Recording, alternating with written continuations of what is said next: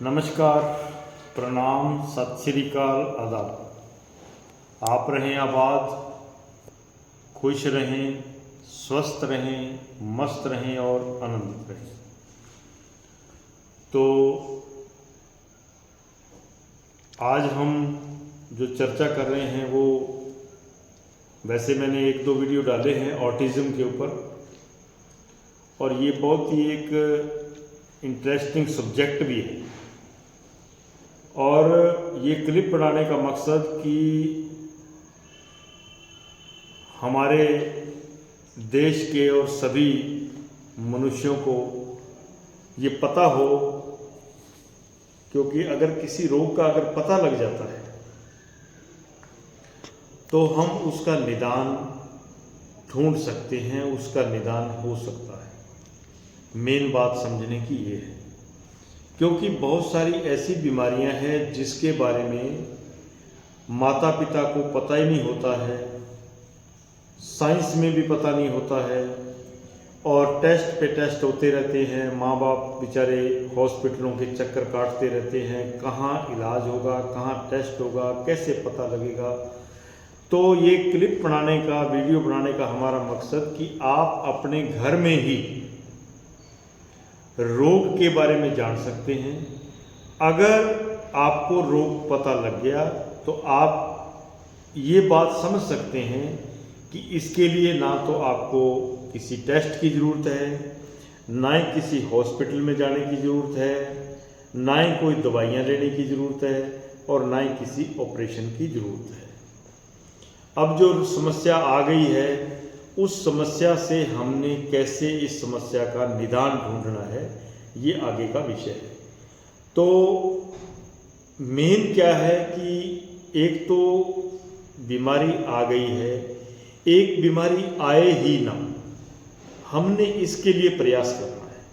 हमारे को इसकी जानकारी, दो चीज़ें समझने की है यहाँ। एक तो आपको अगर किसी बच्चे को ऑटिज़म बीमारी है तो उसके सिम्पटम क्या है ये पता होना चाहिए। पता लग जाएगा आपको। इस वीडियो को अगर आप पूरा देखोगे तो आपको मालूम पड़ जाएगा कि हमारे बच्चे को ये रोग है। और ये जो ऑटिज़म बीमारी जो मैं बता रहा हूँ, अगर आपको पता लग जाती है, आपके घर में कोई ऐसा बच्चा है, तो उसके लिए कोई दुनिया की किसी साइंस में, किसी हॉस्पिटल में, किसी डॉक्टर के पास, किसी साइंटिस्ट के पास कोई दवाई और कोई भी इलाज नहीं है। अगर इनका कोई इलाज है तो या तो किसी योगी के पास जो योग करता है, या कोई नेचुरोपैथी का हीलर जो हील करता है, या कोई सिद्धा उनके पास इनका निदान हो सकता है। ये तीन लोग ऑटिज़म, एटेक्सिया जैसे रोगों का इलाज कर सकते हैं। तो मैंने पीछे वीडियो में बताया भी था कि ये जो ऑटिज़म बीमारी है, ये हमारे आत्म केंद्र जो है, जो हमारा आत्म केंद्र है, मेन जो हमारा बॉडी का मेन केंद्र है, जहाँ से ब्रह्मांडीय ऊर्जा हमारे शरीर में प्रवेश करती है, और वो केंद्र उस ऊर्जा को गेन करके हमारे माइंड के केंद्रों तक पहुंचाता है। तो सरल भाषा में मैं आपको थोड़ा सा ब्लैक बोर्ड के ऊपर बताता हूं तो आपको बहुत जल्दी से समझ आ जाएगा। देखिए, ये है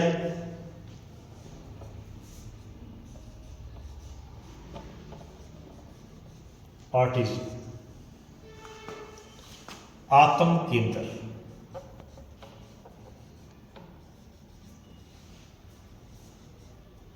आत्म केंद्र भी बोल सकते हैं, आत्म केंद्रित भी बोल सकते हैं। तो ये हिंदी में इसको आत्म केंद्र बोलते हैं।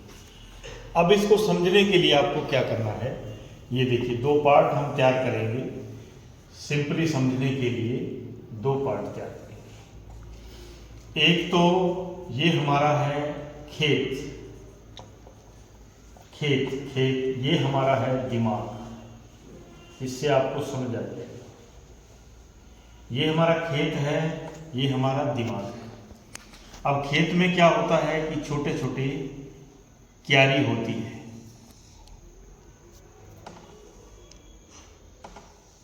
ये खेत है, खेत में छोटी छोटी क्यारी होती है।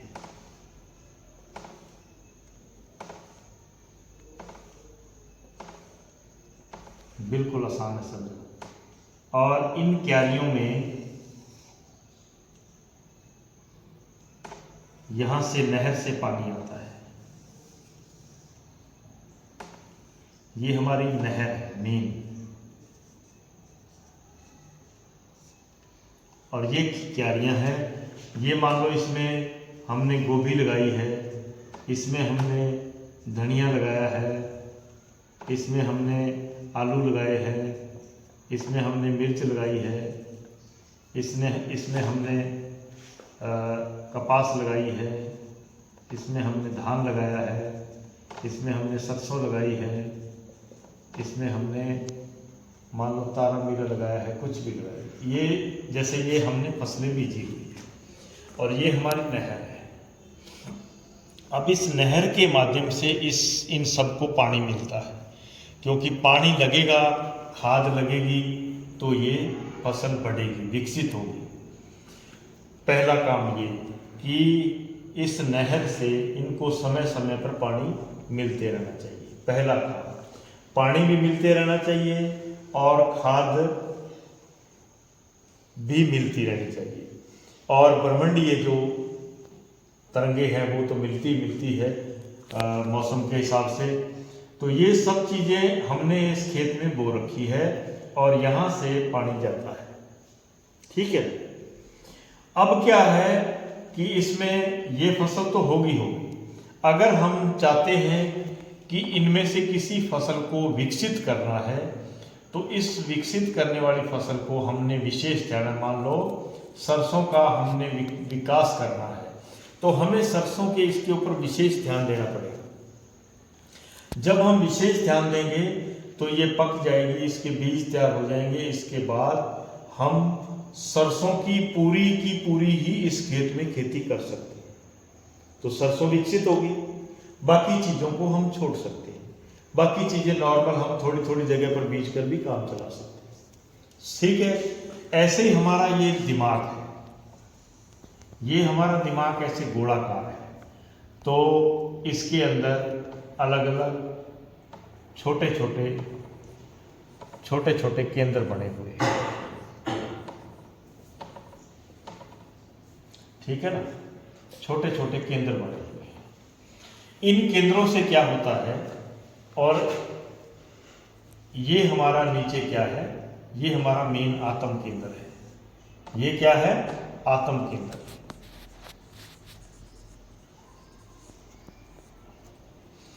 अब ये आत्म केंद्र क्या करता है, ये ब्रह्मांड से, कॉस्मिक से,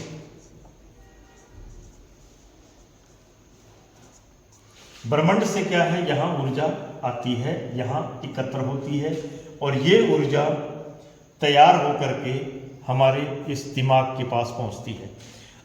दिमाग के अंदर आप देख रहे हो ये छोटे छोटे केंद्र हैं। ये केंद्र किस चीज़ के हैं, ये केंद्र जैसे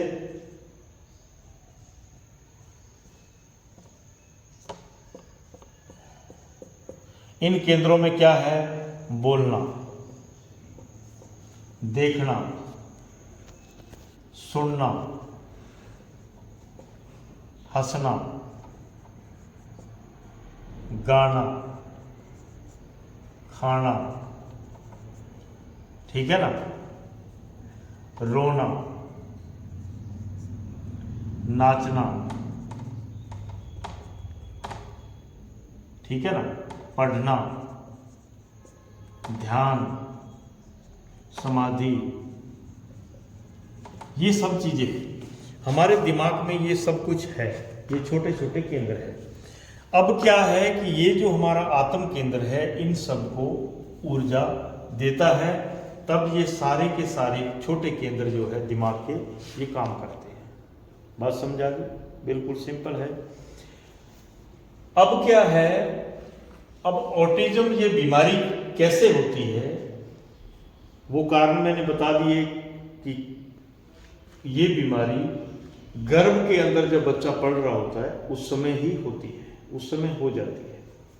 जेनेटिक नहीं है, लेकिन जब बच्चा गर्भ में पढ़ रहा होता है तो 1 महीने से लेकर 9 महीने के बीच में इनमें से कोई भी केंद्र जब विक्षिप्त हो जाता है, किस कारण, या तो संभोग से, क्योंकि गर्भ के बाद संभोग वर्जित है, नहीं करना, या आसमान के अंदर जब मौसम चेंज होता है, बिजली कड़कती है, उस समय भी हो जाता है, क्योंकि जब ब्रह्मांडीय सिस्टम में कुछ चेंज होता है तब गड़बड़ाती है।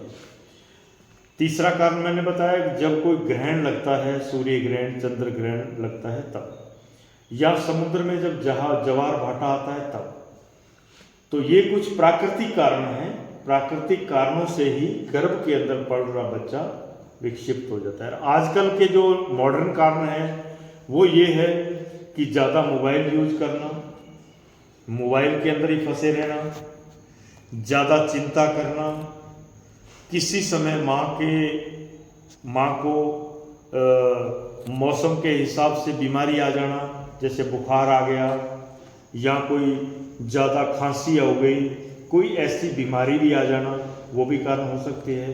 लेकिन मेजर कारण है कि ज़्यादा मोबाइल का यूज करना, क्योंकि जब ज़्यादा मोबाइल यूज किया जाता है तो बहुत सी ब्रह्मांडीय तरंगें जो है वो विक्षिप्त होती है, और जब आँख के पास ऐसे हम देखते हैं तो वो सारा माइंड के ऊपर असर पड़ता है। जब माँ के माइंड के ऊपर असर पड़ेगा तो बच्चे के ऊपर तो ऑटोमेटिक असर पड़ेगा ही पड़ेगा।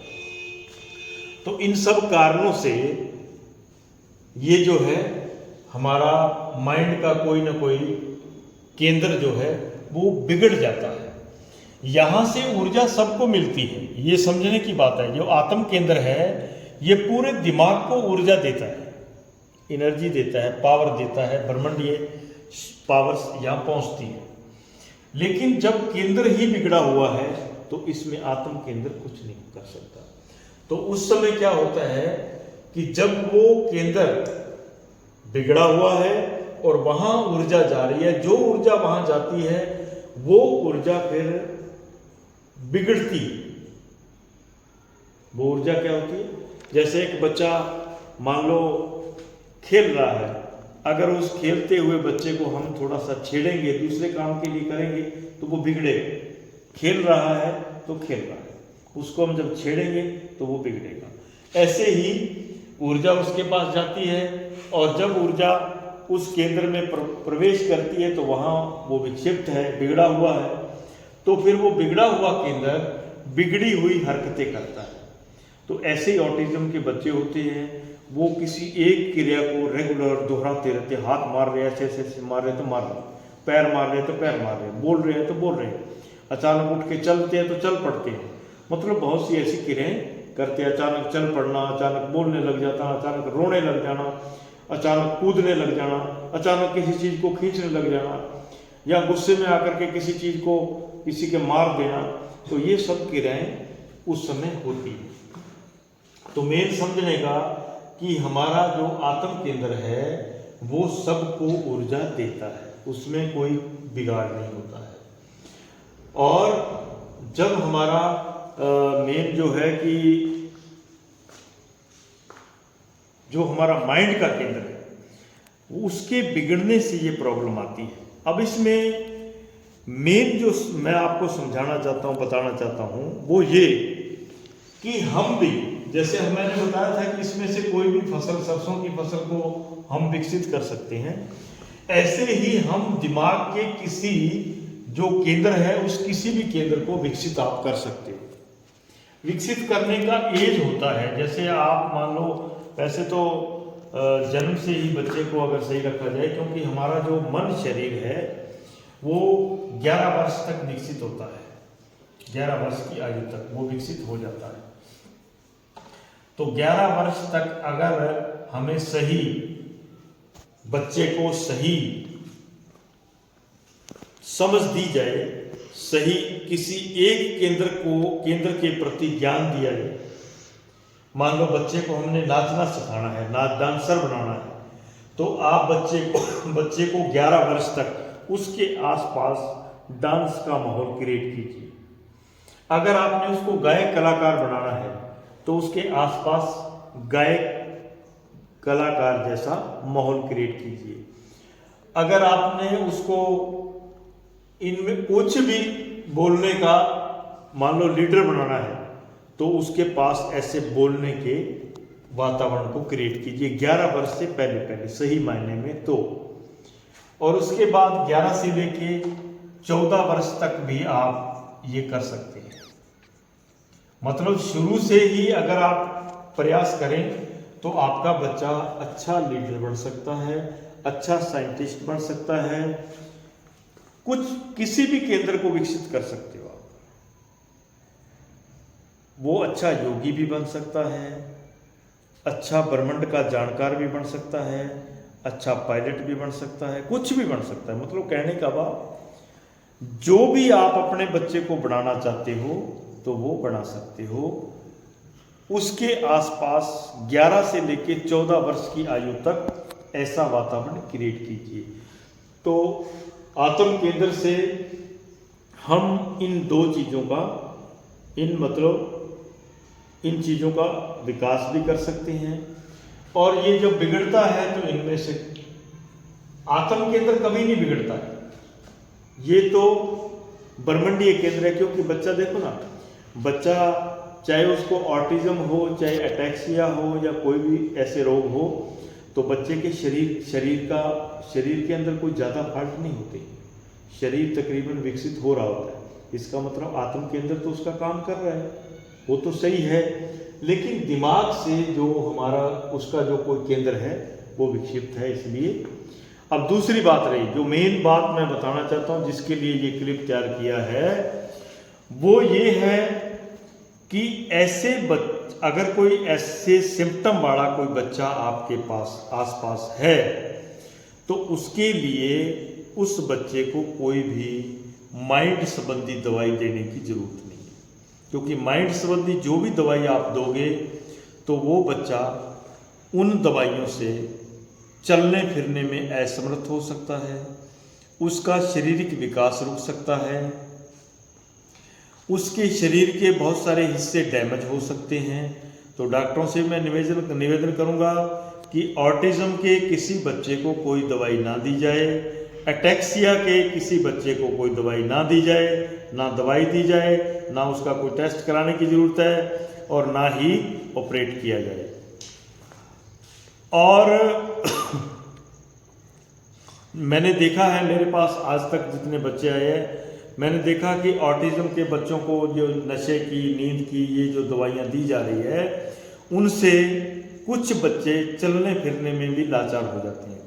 क्योंकि ऑटिज्म जिस बच्चे को होता है तो वो बच्चा चलने फिरने में उसको कोई प्रॉब्लम नहीं होती, बोलने में प्रॉब्लम हो सकती है, उसकी समझ में कोई प्रॉब्लम नहीं होती, वो सारी बातें समझता है, सारी बातों को कैच करता है। हाँ, उन बातों को बाहर करने में, रिपीट करने में या उसको बताने में असमर्थता हो सकती है। तो ज़्यादा दवाइयाँ अगर माता पिता दे रहे हैं, ऑटिज्म के बच्चे जो वीडियो मेरी ये देख रहे हैं, तो उन दवाइयों को धीरे धीरे बंद कर दें ताकि वो बच्चा अपनी पूरी बढ़िया लाइफ जी सके।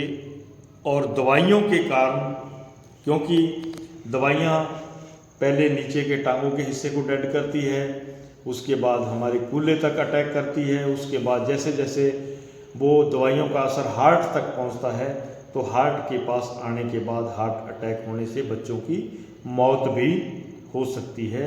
इसलिए दवाइयों से परहेज किया जाए, दवाइयाँ ना दी जाए, और इन बच्चों को ऐसा वातावरण दिया जाए, जिससे ऐसी सोसाइटी दी जाए, ऐसी संगत दी जाए, किसी ऐसे योगी के संपर्क में लाया जाए, किसी ऐसे नेचुरल हीलर के संपर्क में लाया जाए, किसी ऐसे सिद्ध के संपर्क में लाया जाए, ताकि उनको ब्रह्मांडीय जो शुद्ध तरंगे हैं, जो बॉडी से होकर के जो चिकित्सीय तरंगे हैं वो मिले, तो उनके दिमाग के जो केंद्र है, बॉडी से उनको तरंगे मिल रही है, और उनकी विक्षिप्तता जो है, जो केंद्र विक्षिप्त हुआ है, तो नेचुरोपैथी के माध्यम से उस केंद्र को ठीक किया जा सकता है।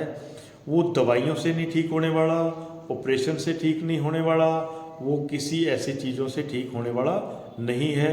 उसको सिर्फ योगी, नेचुरोपैथी हीलर और सिद्ध पुरुष ही उसको केंद्र को, बिगड़े हुए केंद्र को, विक्षिप्त केंद्र को ठीक कर सकते हैं।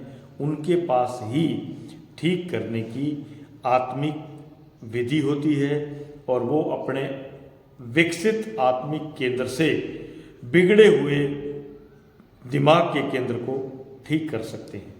तो ये थोड़ा समझने की है। इस पूरी वीडियो को देखिएगा, ज़्यादा से ज़्यादा शेयर कीजिएगा, ताकि ऐसे भोले भाले लोग जो कि जब बच्चा घर में हो जाता है, ऐसी कोई हरकतें करता है, ऐसी कोई उसकी तकलीफ़ होती है, तो वो डॉक्टरों के चक्कर काटते हैं। और आजकल की डॉक्टरी एक बिजनेस बन चुकी है और बहुत बड़ा माफिया बन चुकी है। इसलिए उनको किसी पे कोई तरस नहीं आता, क्योंकि भारत की आबादी बहुत ज़्यादा है। यहाँ कोई लोग मर भी जाएं, किसी का कोई मर भी जाए, तो इन डॉक्टरों को कोई भी फर्क पड़ने वाला नहीं है, क्योंकि इनको किसी से कोई भी हमदर्दी नहीं है। इनको सिवाय पैसे से और अपने शोहरत से अलावा कोई मतलब नहीं है, कोई लेना देना नहीं है। इसलिए आप खुद सावधान रहिए।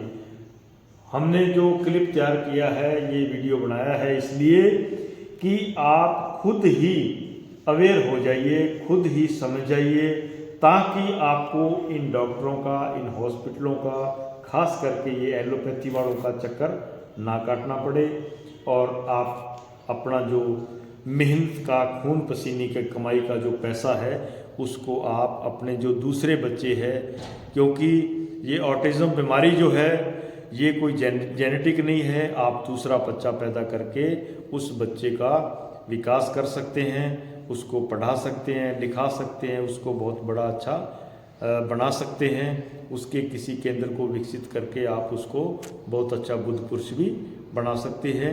इसलिए डॉक्टरों के चक्करों में ना पड़ें और अपने बच्चों का, ऐसे अगर कोई बीमार है तो उनका ध्यान रखते हुए जो है आप खुद ही जांच कर लें और सावधान रहें, ताकि आपका पैसा गलत जगह पे ना लगे। धन्यवाद।